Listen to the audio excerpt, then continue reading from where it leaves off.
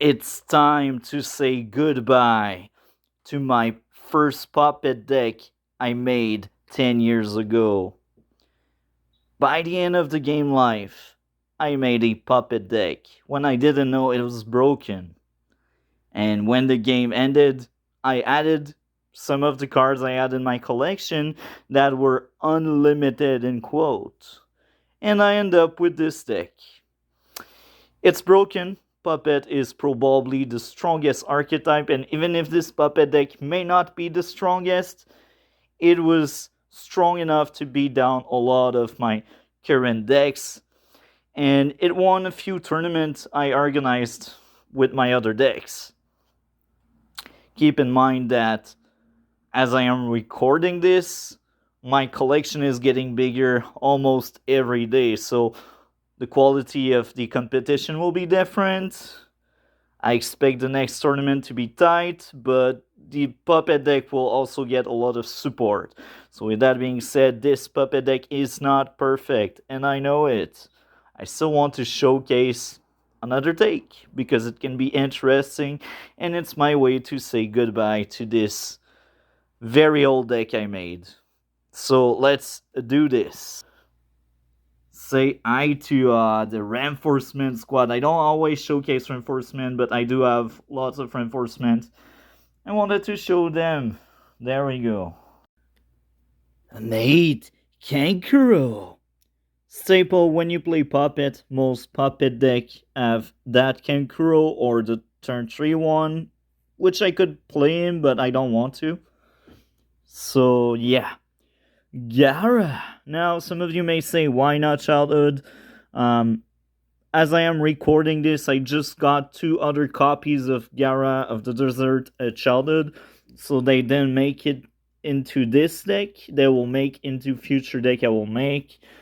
So yeah, I run this Gara, but I think even if I don't run 3 of the Gara Childhood, I still think this Gara is quite interesting. Power buff to be aggro, and Puppet is both aggro and control.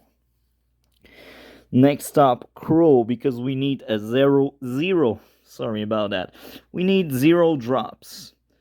Now, there's a better Crow that is turn 1. However, when I made this deck, I only had 1 copy of the good Crow. But, as of today, I also received Crow by mail. So, yeah. Future iteration will have the turn 1 Crow instead. Now, this is the only Gara of the Desert Childhood. Mikoshi. Really good to buff your Sen Ninja and make them look stronger than they are. Matsuri, same deal as Mikoshi, but she's slightly better because usually you have more than 1 supporting ninja. Temari, because you want to get rid of your opening jutsus. The Crow I was talking about. Black Ant. If I had the non-unique one, I would run the non-unique one. I do not have it, so I run that one. Salamander. Now, eventually, I think I will run the turn 0 one. I think I do have him. I'm not quite sure. I will need to look into it when I make my next batch of decks. So, yeah. Father and Mother. In the current ROG list, I am following the untapped dot in ROG list. This card is limited to 1. This is why I only run 1. Father and Mother. Eroko. Now, if I had the good one, I would use a good one, but I don't. Baki, to kill off a few ninjas here and there. Sasori, this is hands down one of the best Sasori in the game.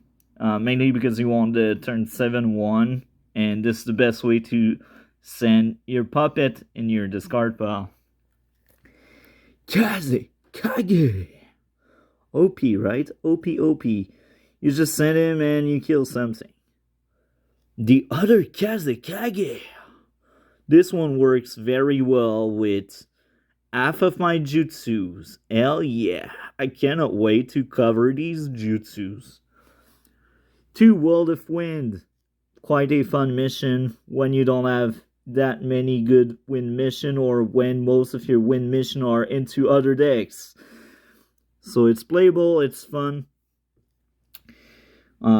Hidden Village of the Winda. This is my only copy. Sadly, I wished I had more because this mission is so busted. It's ridiculous. Next up, Idle Comrade.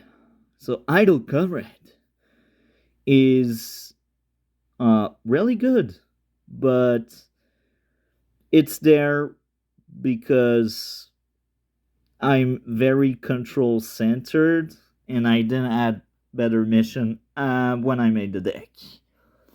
Sorcery of the Red Sand. Because when I made this deck, I thought I only had one Innosteers, but fun fact, I realized recently I had more than one. I think I have like 2 or 3 Innosteers, so I run Innosteers in other decks as well. Next up, a gift. At that point when I made the deck, I didn't add Entrustment, and that was the best mission to draw. Love is banned, which is a good thing. I hate Neverending Love. Neverending Love is just way too good for the game. A Master's Depth, really good. This is before I realized I had Kankuro's Tenacity in my collection. There's a lot of cards I've discovered recently I had for a long time at that point. Successive Kazekage, I did like that mission a lot. I do run a lot of juicy Kazekage, including the squad, of course. Sneak attack to kill off enemies. That's a very strong mission. I like it. Windstall Vacuum Bullet.